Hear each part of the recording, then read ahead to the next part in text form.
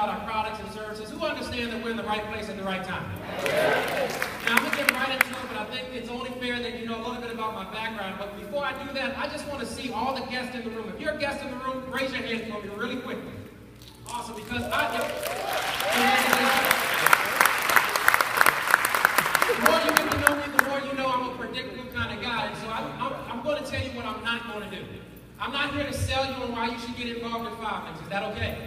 I'm not here to convince you on why you should get involved in 5 things. Is that okay? My job today is to do as effective job as possible to explain to each and every one of you all why many of us ran hard with this opportunity and in some cases walked away from corporate salaries in the 6 figures. And at the end of the conversation, we're simply going to ask you, do you see an opportunity for yourself? And all we want is yes or no. Is that fair? So now that we got that out of the way, nobody should be shocked at the end of the presentation. Is that all right? So let's get into it. By way of background, I grew up in the inner city of Washington, D.C., product of public schools. My parents told me a little bit of the same things that Rhonda's parents probably told her, which was to go to school, get a great education. Who heard that? Raise your hand. Awesome. I did exactly that. I didn't go to school one time. I went multiple times. I got more degrees than the mama. I got an engineering degree. I got a master's degree. I got an MBA in finance doing real estate development and consulting right down here at Clark Atlanta University. I don't say that to impress anybody in the room. I'm saying that whether you go to school or not, you still end up with that thing called a job, yes? And what I found quickly is just no broker jumping out of bed every day. If you make a lot of money, you got to jump out of bed to get it. If you don't, you're just a little bit over broke. So I came out of grad school doing real estate development and consulting up in Washington, D.C., climbed the corporate ladder for years until I realized it was leaning on the wrong building. Now, how do you know it's leaning on the wrong building? Raise your hand if you've ever been laid off. Isn't the first time shocking? You're like, oh, no, not me. How could they do this? But you pick yourself back up and you go find another job, yes? Well, how do you feel when it happens the second time? You're like, what? But you pick yourself back up and you go find another job, yes? I'm telling you my story. I got laid off multiple times, but then the third time I found a job, I said, listen, I'm not going to put all my eggs in one basket. Right. And when I got a phone call from a good friend of mine, he started talking about ways we can make money off of products and services and bills that people could never pay off. I'm not even going to sit up here and tell you that I saw it from the beginning. No, that wasn't me. What I said to him was, listen, I hear what you're saying, but I just can't listen to you because you're at work. He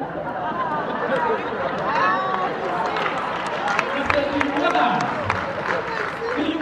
And we keep it real, man. I said, do you realize you're whispering?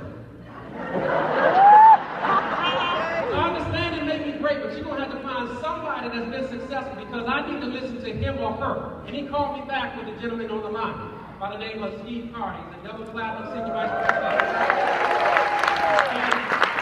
It wasn't enough for me to go across the street. I went all the way from Washington, D.C. to Dallas, Texas to sit front row center face to face to find out if this was something I wanted to do.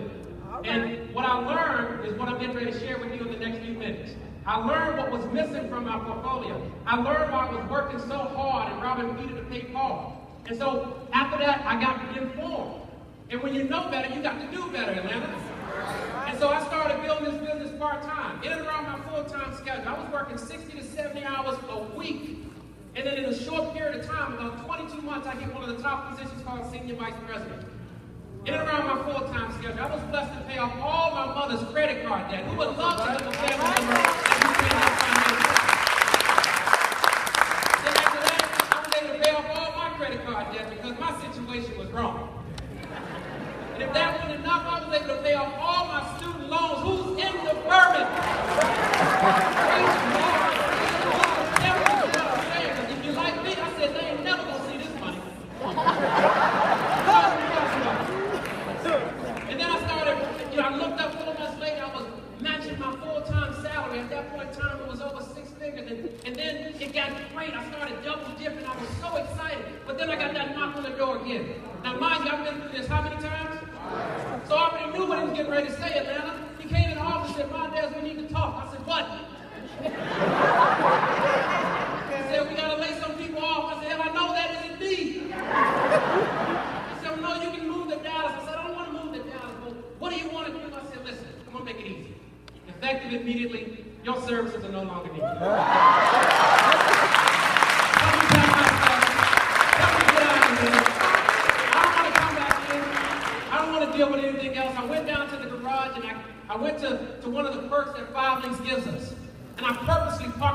outside his car every single day.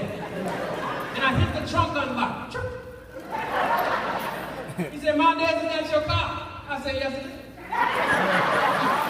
He said, how could you afford something like this for what we paid you? Now, who heard that? That'll bother you. But that'll let you know that, you know what, the game was to get you cheap. But I didn't get frustrated. I had to take a shot. I looked him right in the face. I said, are you open to making extra money outside?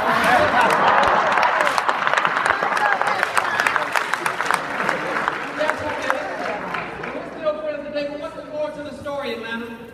Prepare your roof when it's sunny outside. Yes. Some of you all may be doing extremely well. You can be a blessing to somebody else. Some of you all may be struggling, but you need to lean forward because this could be a plan B to turn into a plan A.